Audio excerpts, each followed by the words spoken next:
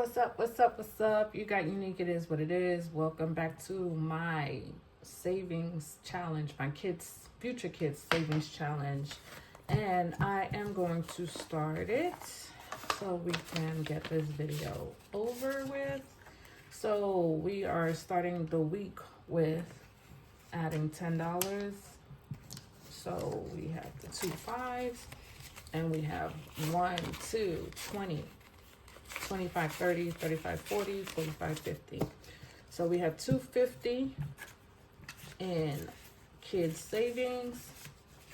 And then if you don't know why I'm doing this savings challenge, it is because I plan to have kids somewhere in my future. Don't know what they're going to be in what aspect, because in one aspect of my life, I feel like I want to adopt. So that is one aspect I want to do a savings challenge for having an adopted child in my life.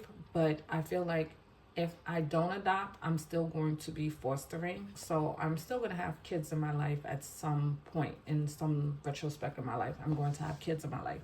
So this is for me to have, so that way, if I wanted to teach them how to save, this is what I would want to teach them, that they should save 40% of whatever they are bringing in. They should save 40% for savings, 40% for needs, and 20% for wants. That is what I would teach any child that came into my life.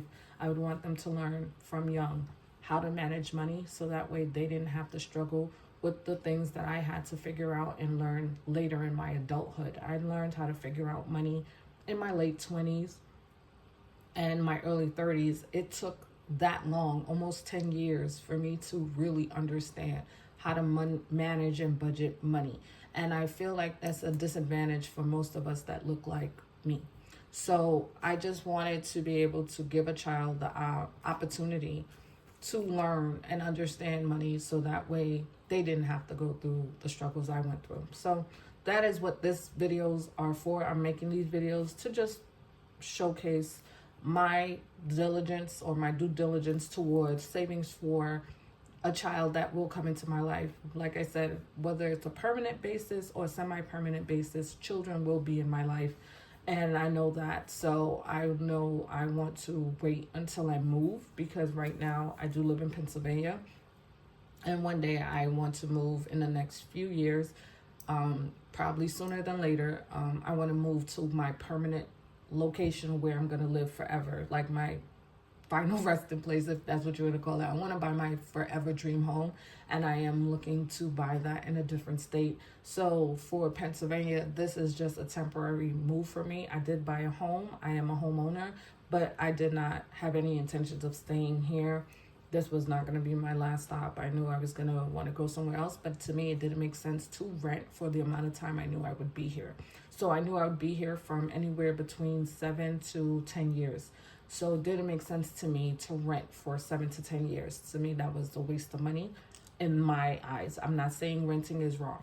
I would never say that, because I do agree with the idea of renting when you don't know where you want to be in life and where you want to end up. I feel renting is fine. But for me, I knew this was a pit stop. But being that it would be a long haul, like 7 to 10 years, I figured it'd be better to put my money somewhere that made more sense. And to me, for what I'm paying in mortgage, I'm still paying less than what I would be paying in rent. And so far, for what I put into this house, I know that I'll get back once I sell the house. So I'm not worried about things like that. So at the end of the day, rent, if it is going to work well for your lifestyle, renting is fine. And if buying works well for your lifestyle, then buying is fine. I really don't know why people get so hell-bent over things like that. Like, at the end of the day, it's your money. You do what makes sense for you. I feel like sometimes when people do things that doesn't make sense to someone else, that other person gets upset with them. And I'm like, why do you get upset with what people choose to do with their own money? That's their money. I mean, yes, the logic might be behind what you're saying. I get that part. But you can't force people to do what you want them to do, because that's what you choose. 1, 2, 3, 4, 5. So I'm just saying that because it has happened to me, where there's certain decisions that I've made, and I feel like sometimes people get upset because it's not the decision they would make, And I just feel like as people, we should be able to let someone live their life how they feel, how they see fit. Even if you don't agree with it, that doesn't mean that you have to necessarily be upset with them. Hope that makes sense.